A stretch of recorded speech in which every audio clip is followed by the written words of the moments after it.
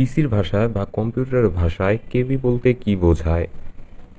Kilobyte. সবথেকে শক্তিশালী computer হলো কোনটি? Super computer.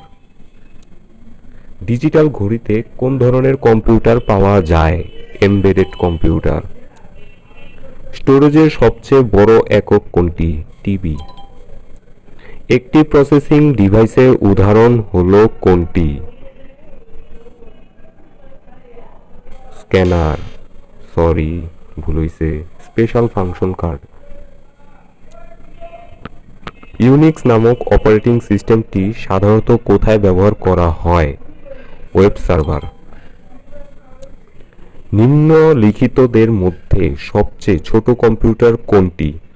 নোটবুক। কম্পিউটারে সিডি চালাতে গেলে আমাদের কি প্রয়োজন হয়? CD drive.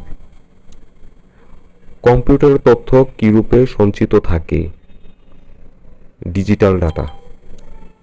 ডিজিটাল সিস্টেমে সবথেকে ছোট একক হলো কোনটি? বিট। 10-এর মধ্যে 9 পাইছি।